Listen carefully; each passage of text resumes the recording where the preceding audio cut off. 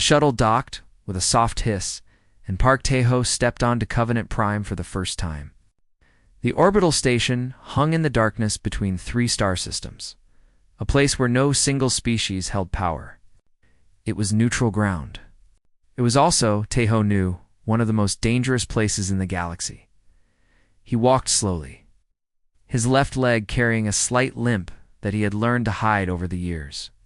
Behind him, Lieutenant Kim Yuna kept her hand close to her weapon, her eyes scanning every shadow. Dr. Baek Suman followed last. Carrying a datapad and trying to look calm, the welcoming party waited at the end of the corridor.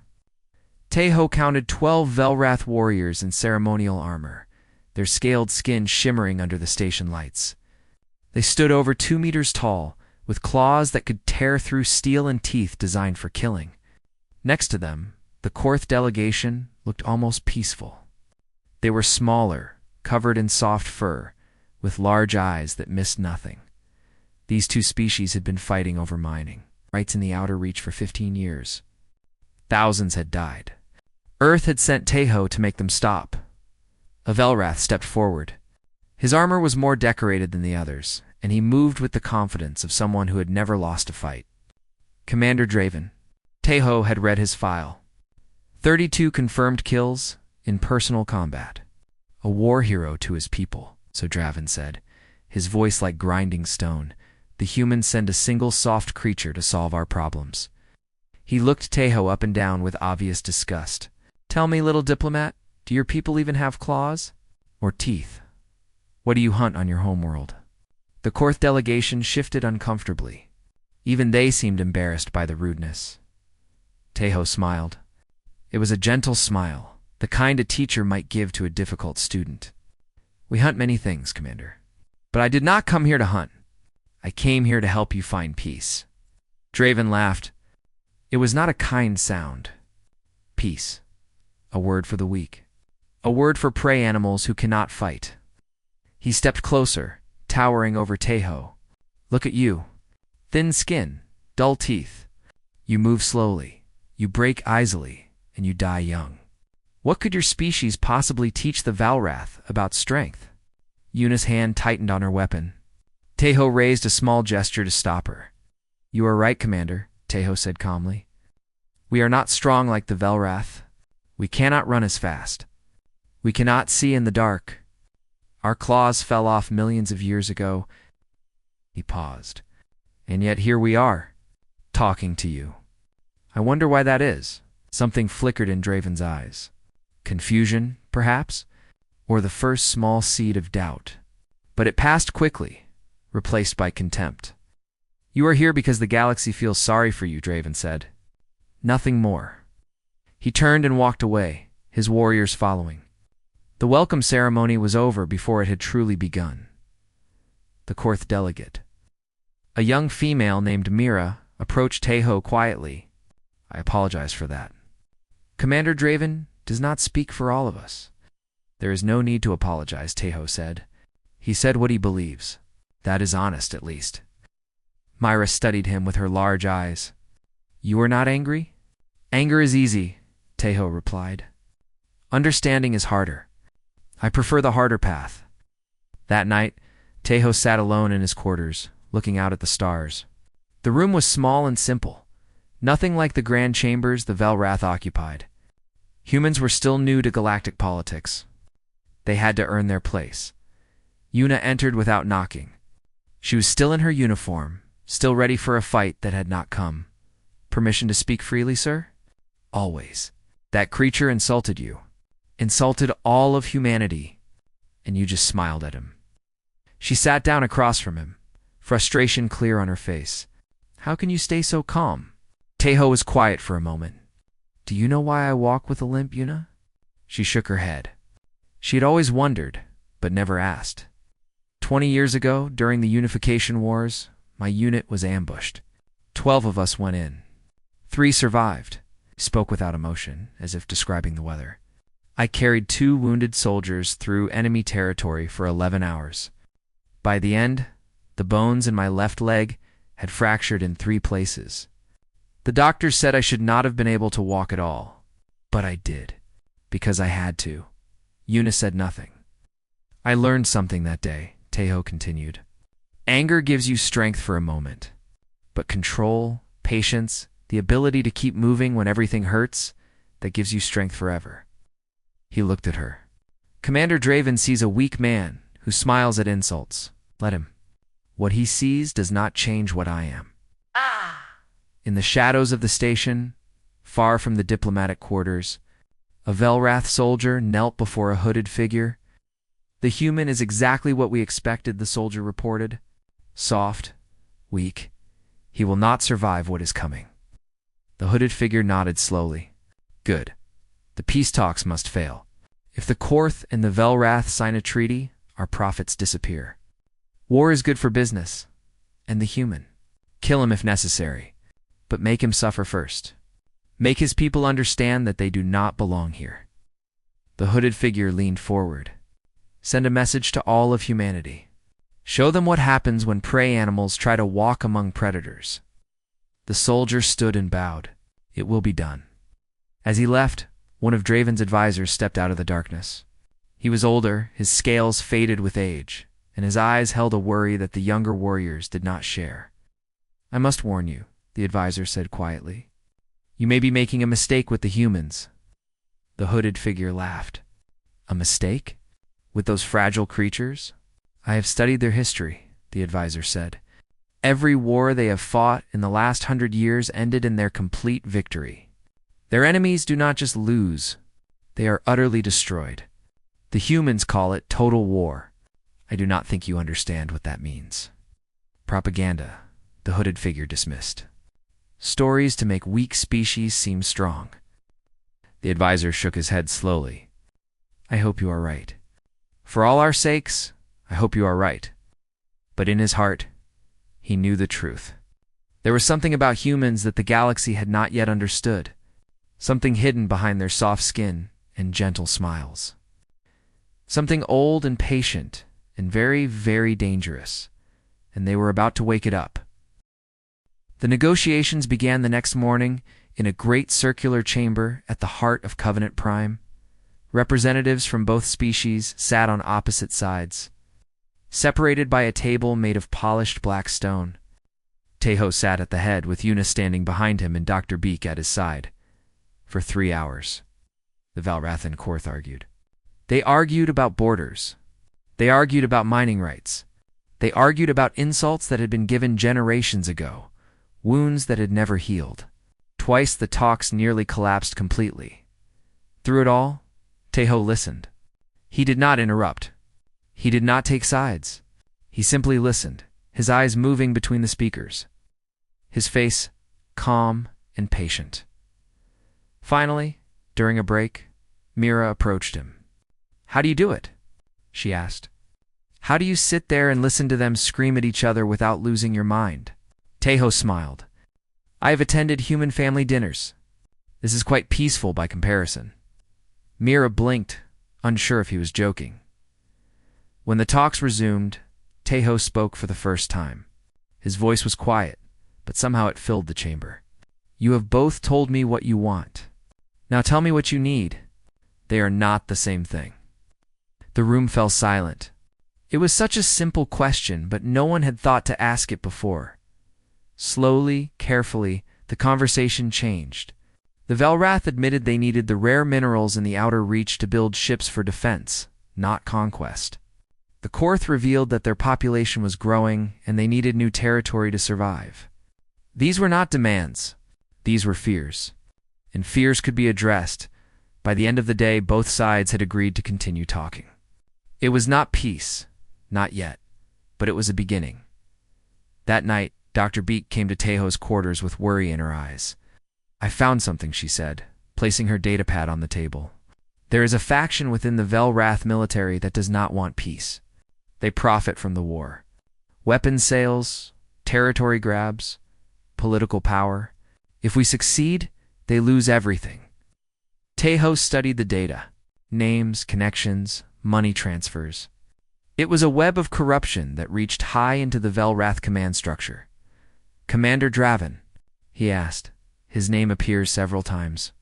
I cannot tell if he is leading it or just connected to it. Taeho nodded slowly. Keep investigating, but be careful. If they know we are watching, they will act. In her own quarters, Yuna was reviewing security footage when she noticed something wrong. A shadow that moved when it should not have moved. A reflection in a window that did not match anything in the room. They were being watched. She traced the surveillance to a network of hidden cameras throughout the human section of the station. Someone had placed them recently, within the last few days.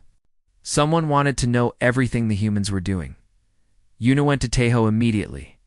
We need to leave, she said, or at least increase security. They are planning something.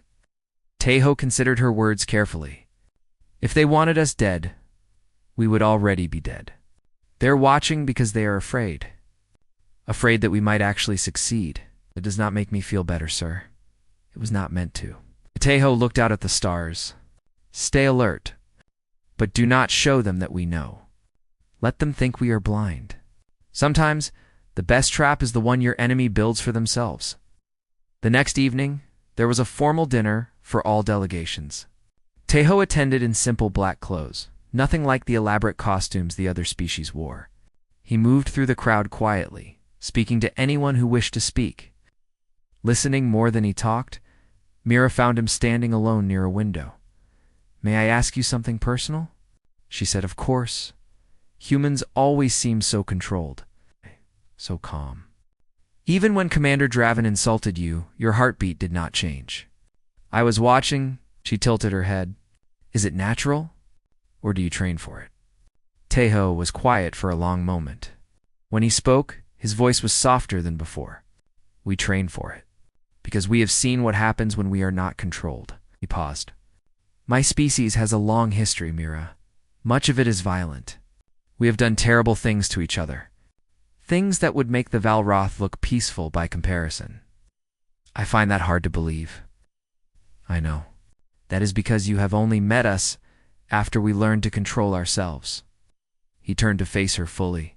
The calm you see is not natural. It is a choice. Every day, every moment, it is a choice. And we make that choice because we remember what we are capable of when we do not. Mira shivered, though the room was warm. After the dinner, Yuna walked back to her quarters alone. The corridors were empty at this hour, lit only by soft emergency lighting. She moved carefully, her hand near her weapon. Her senses alert, she never heard them coming. 3 figures emerged from the shadows. Velrath, but not in military uniform. They wore black, their faces hidden. One of them carried a blade that glowed with plasma energy. Yuna fought. She fought with everything she had, the way Earth's soldiers were trained to fight. She broke one attacker's arm. She cracked another's skull against the wall. But there were too many, and they were too strong. The blade cut across her back, and she fell. The last thing she saw before darkness took her was a message being carved into the wall above her body. Velrath symbols. She did not know what they said, but she could guess. When Taeho found her 20 minutes later, she was barely breathing. Blood pooled beneath her. The medical team arrived seconds later. Rushing her to the station's hospital, Dr. Beek translated the message on the wall. Her voice shook as she read it. Leave or watch them die one by one. Taeho stood in silence, looking at the words. His face had not changed. His breathing had not quickened. But Dr. Beek had known him for 5 years, and she could see something different in his eyes now. Something that had not been there before. It was not fear. It was not even anger. It was something older. Something colder. Something that made her take a step back without knowing why. Sir, she said carefully, perhaps we should consider evacuation. The council would understand. Taeho did not answer immediately. When he spoke, his voice was quiet, but there was an edge to it that she had never heard before. No, sir, they almost killed her. They will try again. I know. Taeho turned to face her. And when they do, I want to be here. I want to look them in the eyes. He paused. We do not run, Dr. Beek. We have never run. And we are not going to start now. He walked past her, toward the medical bay, his limp more visible than usual. But his steps were steady. His hands were still, and somewhere deep inside him, something that had been sleeping for 20 years began to stir. Tejo sat beside Yuna's bed for 6 hours. He did not sleep. He did not eat. He simply sat there, watching the machines breathe for her. Watching the numbers on the screens rise and fall with each heartbeat. The doctors said she would survive. The blade had missed her spine by less than a centimeter. She was lucky, they said. Tejo did not feel lucky. Dr. Beak came and went several times, bringing reports, bringing food that Tejo did not touch. The other delegations sent messages of concern. Some seemed genuine. Others were clearly political, words without meaning. Tejo read none of them. When morning came, Commander Draven appeared at the door. "I came to offer my sympathies," he said. His voice was flat, his face unreadable. "Such violence is... regrettable." Tejo looked up slowly. "Regrettable. The station is dangerous. Perhaps too dangerous for your kind." Draven stepped into the room, his massive frame blocking the light from the corridor. "No one would blame you for leaving. The galaxy would understand. Humans are not built for this world." Tejo stood. He was shorter than Draven by nearly half a meter. His body was thin, his skin soft, his movements slow. Everything about him screamed weakness to Velroth's eyes. But when their eyes met, something strange happened. Draven felt cold. It was not a physical cold. The temperature in the room had not changed.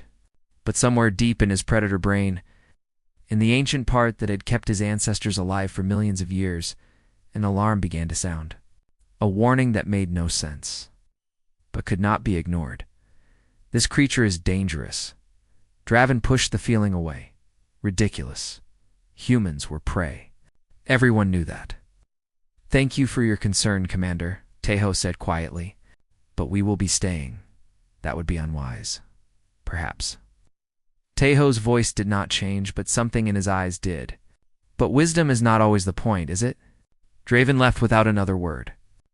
He walked quickly, eager to put distance between himself and the human. He told himself it was disgust. It was definitely not fear. Valrath did not feel fear, but his hands were shaking. He did not know why. Later that day, Tejo called for a formal assembly. All delegations were required to attend. Rumors spread through the station like fire. Some said the humans were leaving. Others said they were declaring war. No one knew the truth. The chamber filled quickly. Velrath warriors lined one wall, their weapons visible. Korth representatives gathered on the other side, watching with their large, careful eyes. In the center, on the raised platform where speakers stood, Tejo waited. He looked tired, older than he had looked 2 days ago, but when he spoke, his voice carried to every corner of the room. 3 days ago, I came to this station to help to great peoples find peace. I believed that was possible. I still believe it." He paused, letting the words settle. "But I have learned something since then. Something that changes everything." He touched a control on the podium, and holographic images appeared. In the air above him, documents, financial, records, communications, names and faces that made several. Velrath officers go pale. There is a faction within the Velrath military. That does not want peace, Tejo continued. They profit from war. They have been manipulating these negotiations from the beginning, ensuring that every attempt at compromise fails. And last night, they tried to murder one of my officers to force us to leave. The chamber erupted.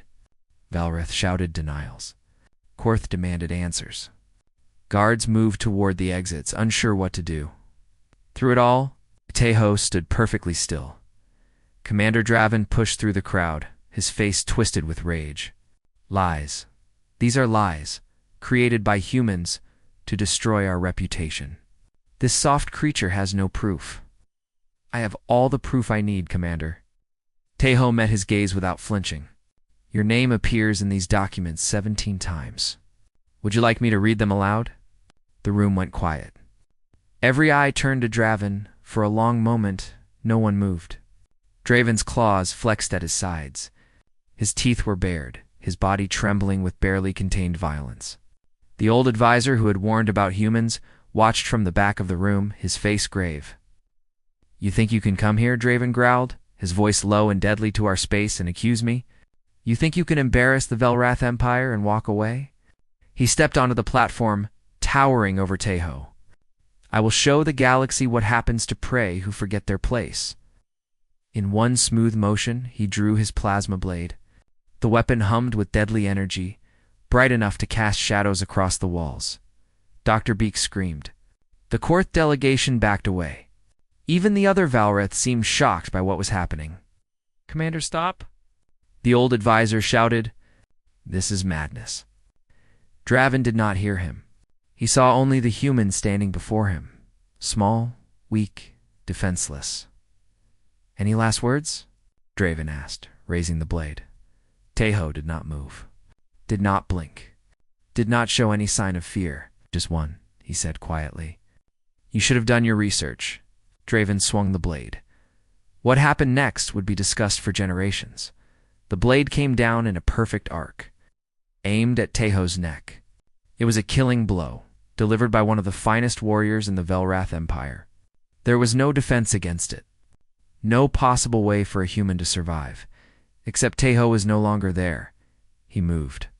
Not slowly, not carefully, not like the humans the galaxy had seen before. He moved like something else entirely. Something ancient.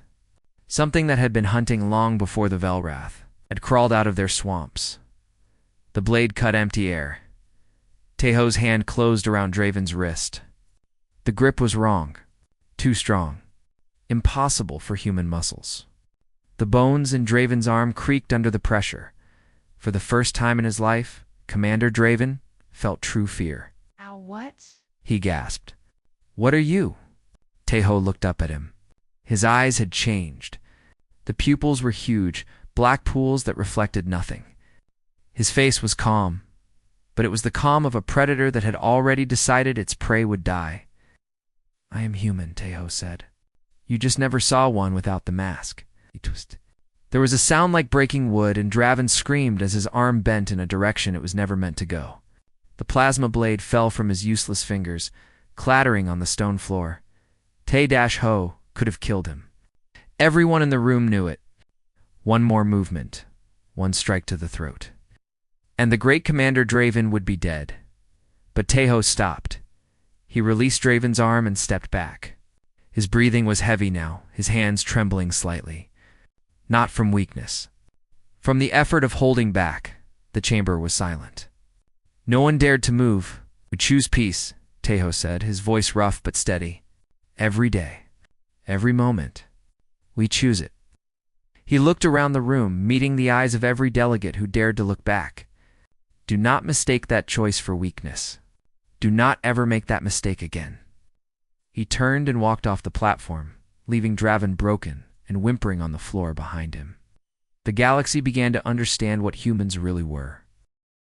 The council chamber remained frozen for what felt like hours. No one spoke. No one moved. The only sounds were Commander Draven's ragged breathing and the soft hum of the fallen. Plasma blade cooling on the stone floor. Then slowly, whispers began to spread. Questions without answers. Fear without understanding. Every being in that room had just witnessed something impossible, and none of them knew how to process it. Mira was the first to find her voice. She turned to Dr. Beak, who stood pale and shaking near the exit. What was that? She asked. What did we just see? Dr. Beak swallowed hard. She had worked with humans for years. She had studied their history, their culture, their biology. But even she had never truly understood what lived beneath their gentle smiles. You saw a human, she said quietly. A real human.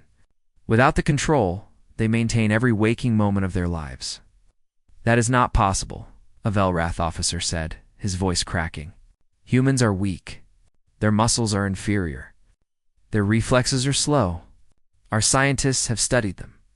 Your scientists studied humans at rest, Dr. Beak replied. Humans who were calm, comfortable, safe. She looked toward the door where Teho had disappeared. You have never seen one when they stop being safe. In the medical wing, Teho sat alone in an empty room. His hands would not stop shaking. His heart was still pounding, still flooding his body with chemicals that had no enemy left to fight. The come-down was always the worst part. He remembered the first time this had happened. He had been 19 years old, trapped behind enemy lines, watching his friends die one by one. Something inside him had broken that day, or perhaps it had finally woken up. He had killed 7 men with his bare hands before his body finally gave out. The doctors afterward had called it a stress response, an ancient survival mechanism buried deep in human DNA. When a human truly believed they were going to die, their body could do extraordinary things. Pain disappeared, strength multiplied, speed increased beyond anything their normal muscles could achieve. It was like becoming a different creature entirely. But there was a cost. There was always a cost. Tejo looked at his hands. The skin was torn in several places, the joints swollen and red. He had likely fractured 2 fingers without even feeling it. Tomorrow, his entire body would ache like he had been beaten with stones. The human machine was not designed to run at full power. It burned itself up in the process. The door opened, and Dr. Beak entered slowly, as if approaching a wounded animal. "The Valrath High Command has been contacted," she reported. They are ... alarmed. They have ordered Draven arrested and are sending a formal apology. They want to know what happened. What did you tell them? The truth. That their commander attacked an unarmed diplomat and learned why that was a mistake. Tejo almost smiled. And the conspiracy? Being investigated. Several officers have already been detained. The peace faction within the Valrath government is using this as an opportunity to clean house. She paused. You exposed them. You gave the good ones the excuse they needed to act. That was the plan. Was getting attacked also part of the plan? Tejo was silent for a moment. I hoped it would not come to that, but I prepared for it. He flexed his damaged fingers, wincing slightly. I always prepare for it. Dr. Beak sat down across from him. I have known you for 5 years, sir. I thought I understood you, but what you did in there. She shook her head. I have read about human stress responses. I have seen the research, but seeing it in person is something else entirely. It frightens you. Yes, she admitted. It does. Good. Tejo met her eyes. It should frighten everyone, including me. He leaned back, suddenly looking every one of his 42 years. We are not a peaceful species, Sumin. We pretend to be. We want to be. But underneath the civilization and the diplomacy and the careful words, we are still the creatures who hunted mammoths with pointed sticks. We are still the creatures who conquered our entire planet through violence. We carry that inside us every single day. Then how do you control it? By never forgetting what we are capable of. By choosing every moment to be something better. He paused. The Valrath think their warrior culture makes them strong. They train for combat. They glorify violence. They think that makes them predators. His voice dropped. They have no idea what a real predator looks like. A predator who can smile at insults. A predator who can watch his friends die and keep walking. A predator who can break a warrior's arm and then choose not to kill him. The restraint is the point, Dr. Beak said slowly, understanding dawning. The control is what makes humans dangerous. Blackly, any animal can be violent. Any species can destroy. But it takes something special to have the power to kill and choose not to use it. Tejo closed his eyes. That is what the galaxy needs to understand about humanity. We are not peaceful because we cannot fight. We are peaceful because we can, and we choose not to. The news spread across the station within hours. By the next day, it had reached 12 star systems. The story changed with each telling, growing larger, more impossible. Some said the human had killed 10 Valrath warriors. Others said he had caught the plasma blade with his bare hands. A few claimed he had transformed into some kind of monster. The truth was almost more frightening, Mira. Sought out Dr. Beak the next morning, her curiosity overcoming her fear. I need to understand, she said. How is this possible? Human biology is well documented. You should not be able to do what he did. Dr. B considered how to explain. Do you know why humans can run so far? Longer than almost any species in the galaxy? Mira shook her head, because our ancestors hunted by exhaustion. They would chase prey for hours, days sometimes, until the animal simply collapsed from fatigue. We are endurance predators. Our bodies are designed to keep going long after they should have stopped. That is running. What he did was the same principle, different application. Dr. Beak pulled up data on her pad. Human bodies have limiters. Safety mechanisms that prevent us from using our full strength because doing so would damage us. But in extreme situations, those limiters can be removed. Temporarily. The damage still happens, but the body no longer cares. Survival becomes the only priority.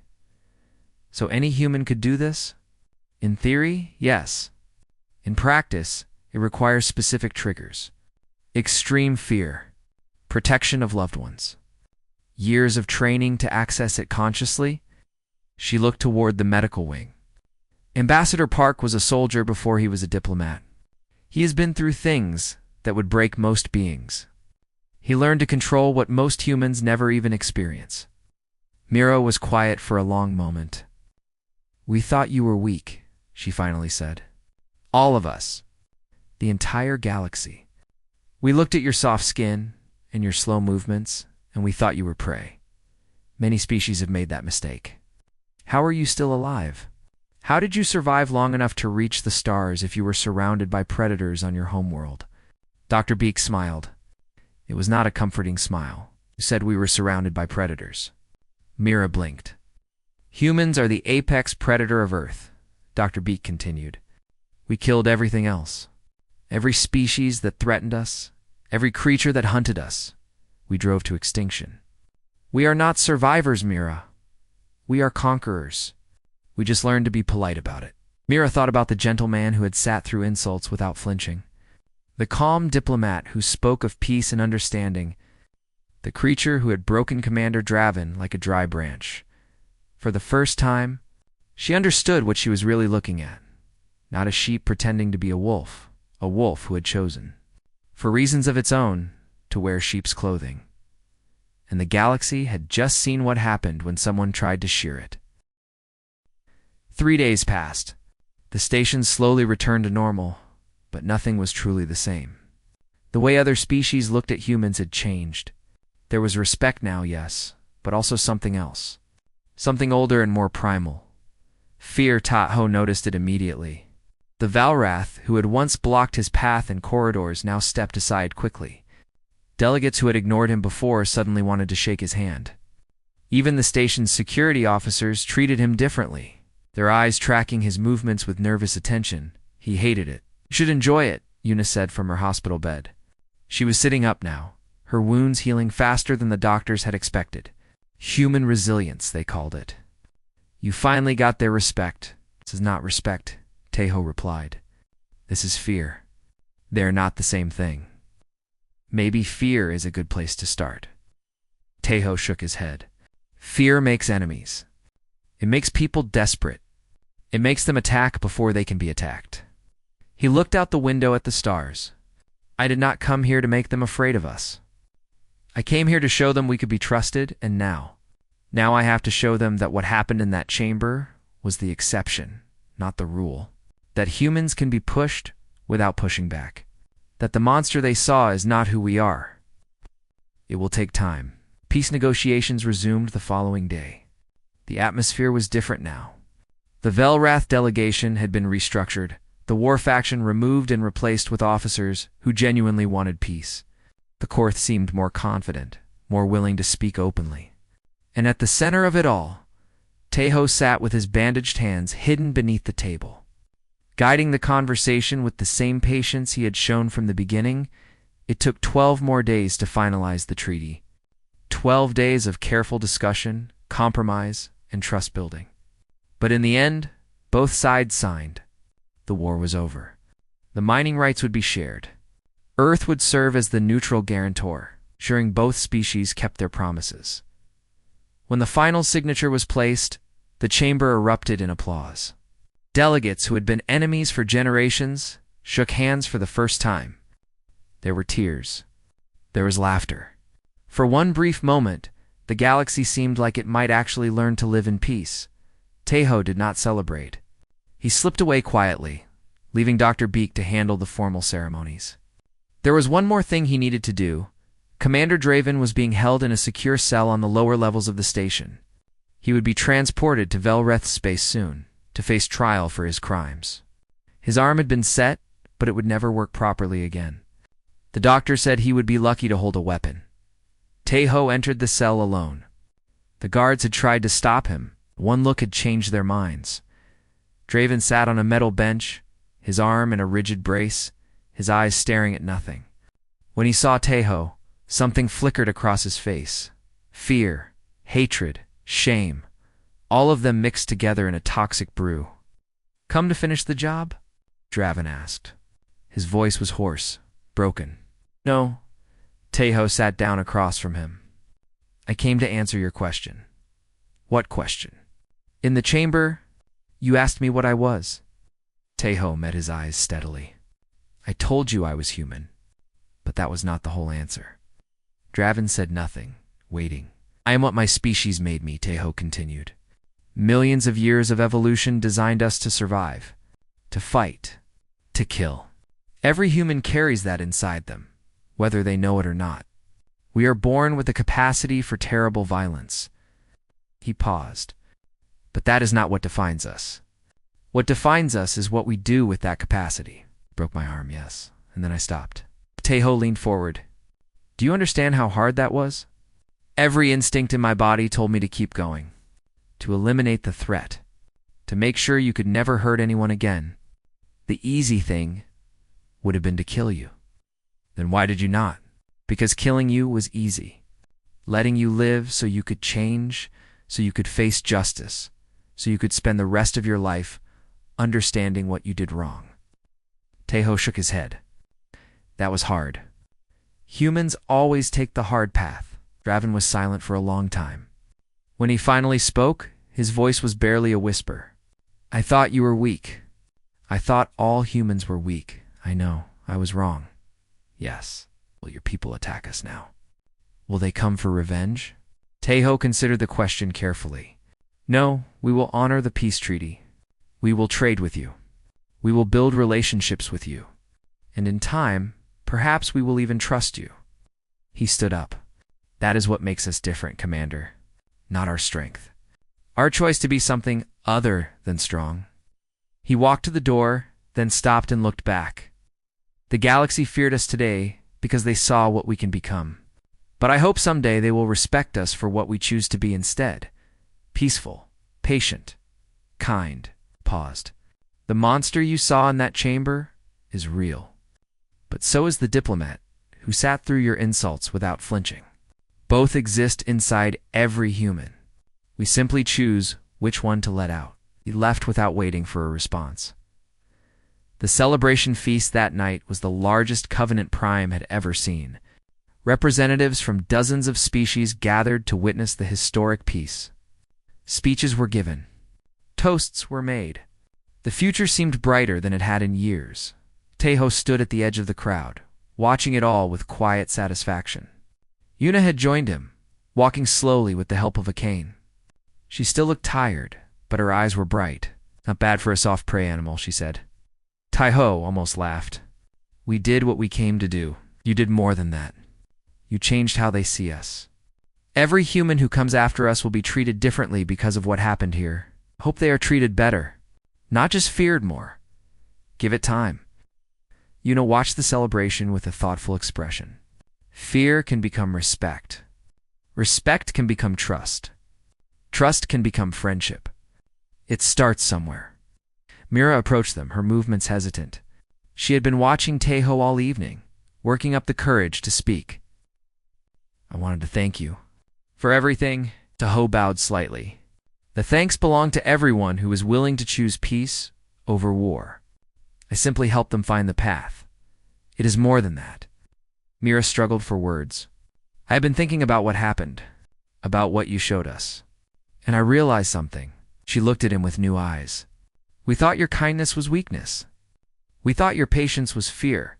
We thought your smiles meant you had no teeth. And now I understand. You are predators who chose to be kind. You are killers who chose to be peaceful. You have all the strength in the galaxy, and you use it to build bridges instead of burn them. She shook her head in wonder. That is not weakness. That is the greatest strength I have ever seen. Tejo was quiet for a moment. Then he smiled, the same gentle smile he had worn through every insult and every threat. We are trying, he said softly. Every day, we are trying. Later that night, Tejo stood alone at the observation deck. Watching the stars spin slowly past, Dr. Beak found him there. 2 cups of tea in her hands. You should be celebrating, she said, offering him one. I am. In my own way, took the tea, letting the warmth seep into his still aching hands. I was thinking about what happens next. What do you mean? The galaxy knows now. They know what we are capable of. That knowledge will spread. It will change how every species interacts with humanity. He sipped his tea. I wonder if that is a good thing. It is better than the alternative. Better than being seen as easy prey. Apps. But I worry. He turned to face her. Humans have spent centuries learning to control ourselves, to be better than our instincts, to choose peace even when war would be easier. That is who we want to be. That is who we should be. And now they have seen the other side. Yes, and I cannot take that back. Tejo looked at the stars. I hope they remember both. I hope they remember the diplomat who smiled through insults, and the creature who broke a warrior's arm. I hope they understand that both are real, and that we choose which one to be. Dr. Beak stood beside him in comfortable silence. The stars continued their eternal dance, indifferent to the small concerns of mortal beings. What will you tell them? She asked finally. When other species ask what humans really are? Tejo considered the question for a long time. When he answered, his voice was quiet but certain. I will tell them that we are the wolves who learned to tend the flock, that we are the monsters who chose to become guardians, that we carry violence in our blood and peace in our hearts, and every day we choose which one wins. He smiled, and there was something ancient in that smile, something gentle and terrible at the same time. I will tell them that humanity is not what we are capable of. It is what we choose to do with that capability. And we have chosen, with full knowledge and trembling hands, to be something better than what evolution made us. He finished his tea and set the cup aside. That is what humanity is, the choice. The constant, daily, exhausting choice to be kind when cruelty would be easier, to build when destruction would be simpler, to love when hate would be safer. He looked out at the stars one last time. And may the galaxy pray they never take that choice away from us. Because if they do, if they force us to be what we were instead of what we have chosen to become, then the stars themselves will learn to fear. The words hung in the air, like a promise and a warning.